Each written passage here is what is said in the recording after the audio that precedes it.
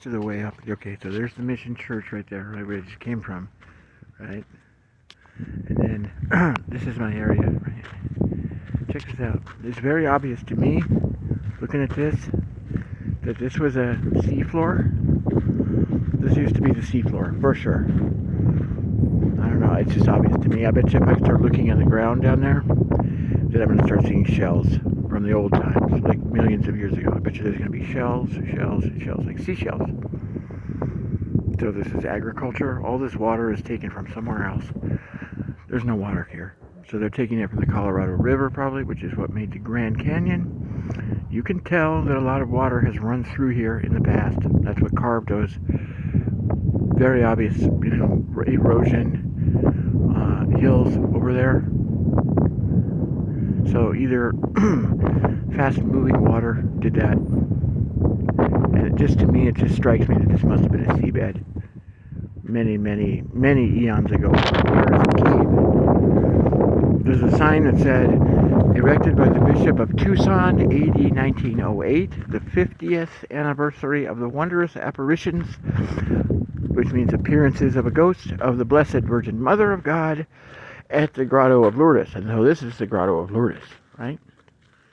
This thing has probably been here for thousands of years, right? Way long before the Spanish. This was probably a very sacred place to native people. Look at that. There we've got the Virgin Mary in there. Back in here.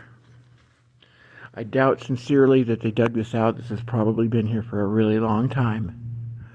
And this was probably a place of ceremony for native people before the Spanish got here.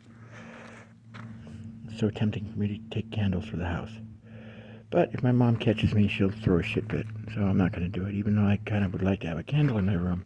And they're not going to be missed. But still, this is the kind of thing where I just don't want to have a fight with Mom. She'd probably lose her shit if I were to do that. But anyway, so this is a good viewpoint here.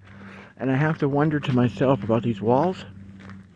I cannot help but think the Spanish used this place as a fort. They must have.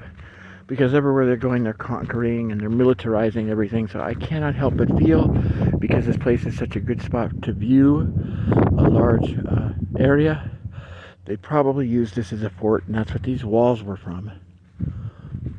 You know, to control the local area, to keep a view on everybody, to control everybody from up here. This is a pretty easy place to walk up. And if you're a defender, like, it's way easier to fight people who are getting tired walking up the hill. It's way easier to throw rocks at them or shoot a bow and arrow down at somebody than it is to shoot up. That's why people always want to have the high ground in battles. It confers an enormous advantage, not just of sight, but of, like, when you get into close quarter combat, it's a big advantage to be above somebody else. So, and this thing goes all the way around. Of course, you have a good view over here too, for quite a long distance. There's some kind of hawk or eagle flying, catching an updraft. That's how birds are able. Look, he's not even flapping the wing. He's able to do that just by riding. He's like a kite, basically. He's taking advantage of the hot air going up, so he gets a free ride. He's not even moving his wings. He's barely adjusting. On an airplane, you would call that like trim and ailerons, stuff like the control surfaces of your wing. This guy's doing it effortlessly and going higher and higher without even flapping the wing. So no energy is expended by that guy because he's an expert in flying, taking advantage of updrafts. This is what that's called.